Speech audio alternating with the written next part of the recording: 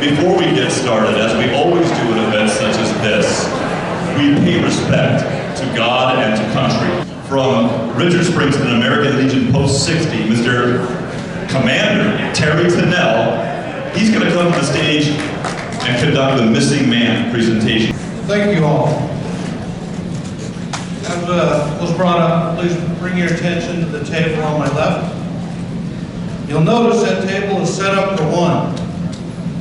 It symbolizes the frailty of that one lonely prisoner and missing in action. It also symbolizes their purity of intention to answer our country's call. There's also a single rose on that table. It signifies the bloodshed and the sacrifice of the freedom of our great country. That ribbon around the rose represents the love for our country. You'll notice there's a plate with a slice of lemon. It represents the bitter fate of our missing. There's salt spread on that plate, and it represents the countless tears shed as the families await. There's an inverted glass on the table. They cannot be with us and toast with us tonight. The candle is reminiscent of the light and the hope illuminated in our hearts to guide the way home.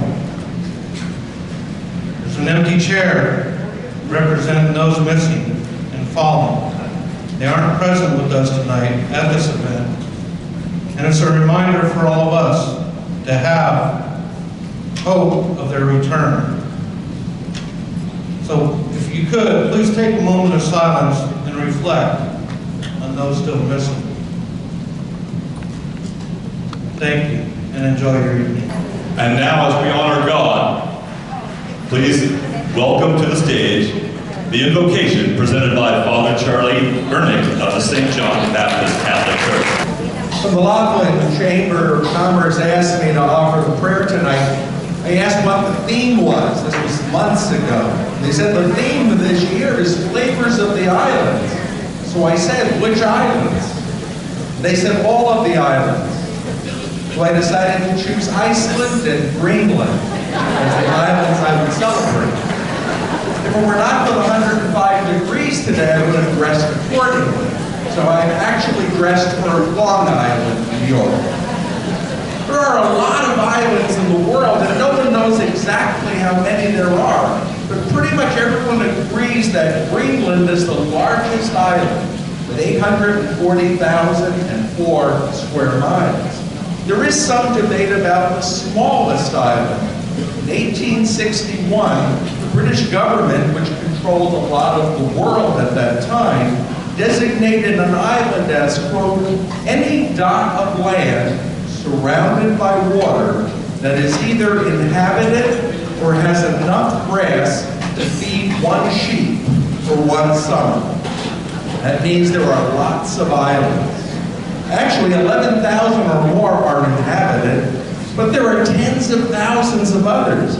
18,108 in Indonesia, 7,641 in the Philippines, 700 in the Bahamas.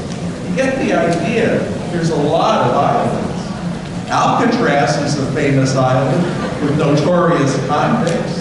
Ellis is a famous island which welcomed more than 12 million immigrants through the process of building a new life in the United States from 1892 till 1954. And I bet you with a couple of words and a simple action, I can get all of you to say the name of another famous island. Are you ready? When I do it, say it out loud. It's a plane! It's a plane! Everybody remembers Fantasy Island. This was already mentioned. 75 years ago today, June 6, 1944, more than 160,000 troops, 5,000 ships, 13,000 aircraft left from another small island, England, to fight for the freedom of our world. Today we remember D-Day from 75 years ago.